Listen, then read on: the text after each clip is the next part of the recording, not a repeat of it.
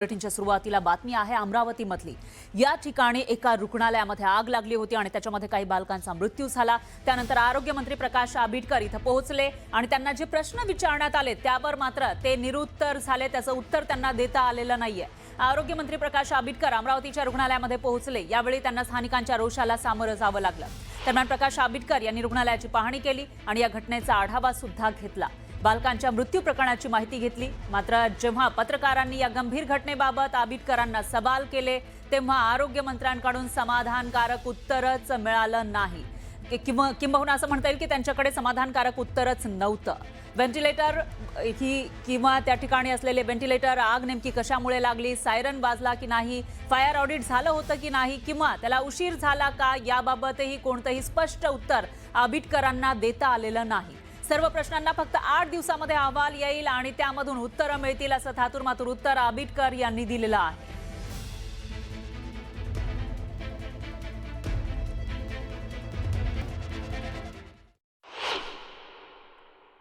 बिल्कुल आप बराबर बोल रहे हैं। सायरन तो पहले बजना ही चाहिए, उसके बाद स्प्रिंकलर की बात होगी।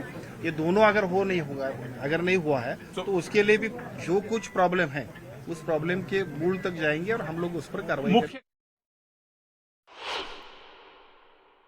जी घटना घडली ती अतिशय दुर्दैवी आहे। त्या घटनेतल्या दुर्दैवीपणातनं काही गोष्टी आम्हाला शिकाव्या लागतील आणि काही गोष्टींबद्दल जे याच्यामध्ये दोषी असतील त्यांना सुद्धा जबाबदार धरावं लागेल।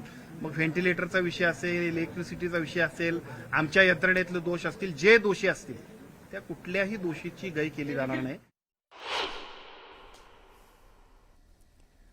ही पत्रकार परिषद झाली आहे आरोग्य मंत्र्यांची आणि त्यावेळेला त्यांना प्रश्नांचं उत्तर देता आलेलं नाहीये हे आपण बघितलंय। आणि या विषयी अधिक माहितीसाठी आपले प्रतिनिधी उदय तिमांडे हे आपल्या सोबत जोडले गेले आहेत। उदय, अमरावतीमध्येच याआधी सुद्धा अशाच प्रकारची घटना घडलेली होती आणि आता पुन्हा एकदा रुग्णालयामध्ये आग लागली आणि त्याच्यावर जे आरोग्य मंत्री आहेत त्यांचं हे उत्तर आपण ऐकलेलं आहे। अगदी खरं आहे। अमरावतीमध्ये झालेल्या NICU मध्ये व्हेंटिलेटरच्या ब्लास्टमध्ये जे आहे ते सकाळी 3 निष्पाप बालकांना त्यांचा जीव गमवावा लागला होता आणि 6 बालकांना इतरत्र उपचारासाठी दाखल करावं लागलं होतं। या सगळ्या घटनेनंतर आता राज्याचे आरोग्य मंत्री प्रकाश आंबेडकर या घटनास्थळी दाखल झाले आणि त्यांनी घटनास्थळाची पाहणी केली। उदय, मी थोडंसं थांबवते। काँग्रेसच्या नेते यशोमती ठाकूर आपल्या सोबत जोडल्या गेल्या आहेत। यशोमती ताई, अतिशय दुर्दैवी अशी घटना अमरावतीमध्ये घडलेली आहे, तुमचं यावर काय म्हणणं आहे? काल रात्री 3-3:30 वाजता आग लागली। अतिशय भयावह दृश्य होतं। मला सकाळी माहिती पडल्याबरोबर मी तिथे पोहोचली। सगळं राखड झाली होती सगळी त्या ठिकाणी। तिथे 3 बालकांचा मृत्यू झालाय। आता विस्पर अशी आहे की अजून 2 दगावले। नेमकं काय होतंय काय नाही हे प्रशासन काय बाहेर कळू देत नाहीये। पण हे हलगर्जीपणा आहे। ते जे व्हेंटिलेटर्स वापरलेले आहे, आता असं कानावर आलेलं आहे की ते व्हेंटिलेटर्स 3 दिवस आधी त्या व्हेंटिलेटर मधनं आवाज निघत होता। तर मग आवाज निघत होता तर त्याच वेळेला काळजी का घेतलेली नाही?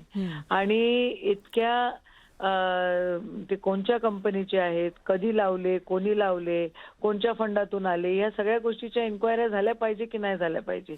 अहो, लहान लेकरं, गरीबाचे लेकरं जातात त्या डस्टबिनमध्ये आणि आता आरोग्य मंत्री त्या ठिकाणी आल्यावर ते साधे उत्तरही देऊ शकत नाही। बरोबर आहे। तोच माझा प्रश्न होता ताई की त्यांना माहिती नाहीये का, असे अनेक सवाल उपस्थित होत आहेत। कारण एक दुर्घटना घडली, त्याच्यामध्ये बालक त्यांचा जीव गेलेला आहे आणि त्याच्यावर आरोग्य मंत्र्यांचं जे काही उत्तर आहे यावर तुमचं नेमकं काय म्हणणं आहे? नाही, आरोग्य मंत्री उत्तरच देऊ शकलेले नाही। आरोग्य मंत्री असं आहे, जबाबदारीनं सगळ्या गोष्टी केल्या पाहिजे। कोविड काळामध्ये एखादा आरोग्य मंत्री हा असता तर काय झालं असतं कोविडचं? मग हे असे आरोग्य मंत्री असे उत्तर देत असतील, बेजबाबदारीनं वागत असतील आणि 3 लेकरं गरिबांचा जीव त्या ठिकाणी जात असेल तर याच्यामध्ये मला राजकारण करायचं नाहीये। पण मंत्री आहात ना, तर निदान इन्क्वायरी करून तर या, काय आहे काय नाही, काय झालेलं आहे। गेले ना लेकरं, आम्ही चौकशी करू। कसली चौकशी? त्या ठिकाणी जो चार्ज आहे, तिथे जो मेन अधिकारी असतो त्या व्यक्तीजवळ डफरीनचा पण चार्ज आहे आणि इरविनचा पण चार्ज आहे।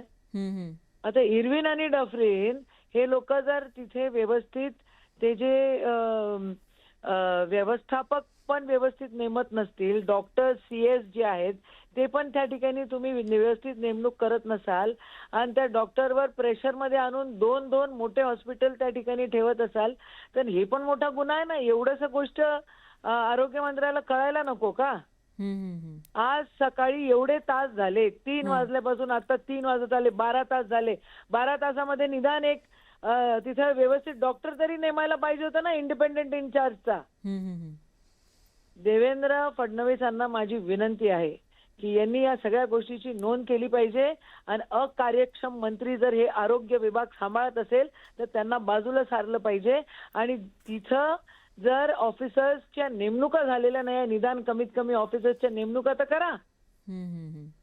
तर ही जी म्हणजे तुम्ही आता सांगताय की 2-3 दिवसांपूर्वी सुद्धा त्या ठिकाणी आगीच्या ठिणग्या निघत होत्या अशी माहिती तुम्हाला मिळालेली आहे? आगीच्या ठिणक्या नाही मला मी म्हटलं आवाज येत होता व्हेंटिलेटर्स मधनं. अच्छा अच्छा, आवाज येत होता. तर याविषयी काही कल्पना देण्यात आली होती का प्रशासनाला? म्हणजे ते तिथले जे नाही कोणी दिली नाही. मी आता बारीक मध्ये फिरली ज्या वेळेला काही पालकांची भेटली त्या ठिकाणी, काही दवाखान्यामध्ये तिथे मॉर्चरीमध्ये पण मी गेली. मग ज्या वेळेला पब्लिक सोबत आपण बोलतो त्यावेळेला पब्लिकने सांगितलं 3 दिवस आधी ताई इथे आवाज येत होता. म्हणजे तेव्हा जर दक्षता घेतली असती तर कदाचित आज ही दुर्घटना घडली नसती. धन्यवाद ताई, तुम्ही न्यूज 18 मराठीशी बोललात त्याबद्दल. अध्यक्षतेखाली 7 सदस्यीय कमिटी आपण नेमतोय. त्याच्यामध्ये एम्सचे प्रतिनिधी असतील, त्याच्यामध्ये DMARचे प्रतिनिधी असतील, त्याच्यामध्ये इलेक्ट्रिकल विभागाचे प्रतिनिधी असतील आणि त्याचबरोबर फायर ऑडिटशी संबंधित सुद्धा अधिकारी असतील आणि जनतेतून सुद्धा एक प्रतिनिधी असेल की या अहवालाला त्यांनी 7 दिवसांमध्ये अहवाल द्यायचा आहे. या अहवालामध्ये ज्या गोष्टींमध्ये चुकी झाली असतील त्या सगळ्या चुकींबद्दल जे दोषी लोक असतील त्यांच्यावरती आम्ही 7 दिवसाच्या अहवालानंतर कारवाई करणार. पालकांकडून एक आरोप केला जातोय की ज्या व्हेंटिलेटरमध्ये हा स्फोट झाला त्याच्यामध्ये गेल्या 2-3 दिवसापासून बिघाड होता, वेगवेगळा आवाज येत होता, तो दुरुस्त केला नाही आणि त्यामुळे ही सगळी घटना घडली. हे चौकशीमध्ये समोर येईल. आपण चौकशीला फक्त 7 दिवसाचा वेळ देऊया, कारण चौकशी सुद्धा महत्त्वाची आहे. आपण एखादी कारवाई करत असताना असं व्हायला नको की एखाद्या अयोग्य पद्धतीनं आम्ही एखादी गोष्ट असेल तर ठीक आहे, परंतु अनावश्यक एखाद्या माणसाला शिक्षा दिली असं व्हायला नको.